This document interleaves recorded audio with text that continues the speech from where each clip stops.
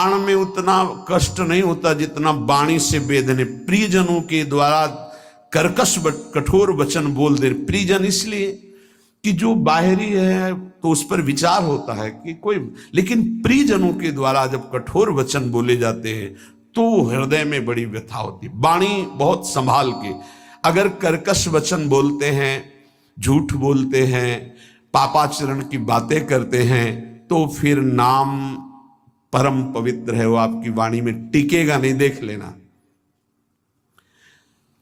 और कह रहे हैं यदि किसी महाभागवत को ऐसे कठोर शब्दों से बोल दिया जाए तो उसे वध के समान पाप लगता है। जैसे किसी की हत्या कर दे तो ऐसे वाणी से वध के समान पाप लगता है। कल एक उपासक आए थे, रो रहे थे, कह रहे थे कि हमें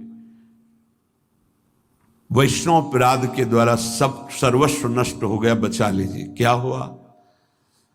उनका पहले हमारी प्रबल श्रद्धा हुई तो सब कुछ छोड़ करके हम भजन में लगे, बहुत आनंद सुख प्रवाह सब होता था।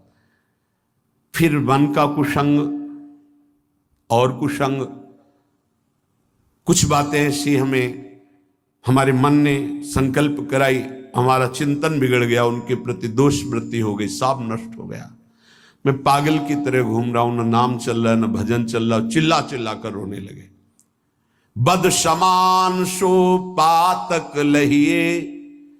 यदि किसी महाभागवत के प्रति आपका वाणी के द्वारा, शरीर के द्वारा, चिंतन के द्वारा आपका यदि गलत भाव, तो उसी चिंतन में तो भगवत चिंतन होना था, उसी वाणी से तो नाम जपना, सब खत्म हो जाएगा। बाहरी व्यवहार को आप नहीं जान सकते। कल चर्चा में आया था कि वास निरूपण, जाति निरूपण, ऐसे 6 प्रकार के अपराध भक्तों के जो होते हैं वो भजन नहीं करने देते, हृदय को कलुषित कर देते हैं।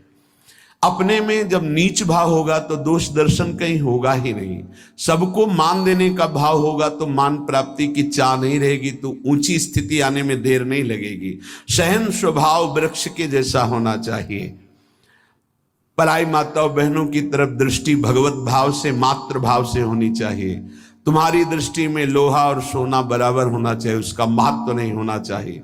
किसी का तृण भी चोरी करने का भाव न हो, और वस्तुओं की तो बात जाने दो। अपने हृदय में सदैव व्यवहार रखें। आत्मना प्रतिकूलानी परेशान न समाचार, जो तुम्हें अच्छा नहीं लगता वो दूसरे के साथ बर्ताव ना करे, तो तुम्हारे हृदय में जो नाम है वो अपना प्रभाव दिखाएगा।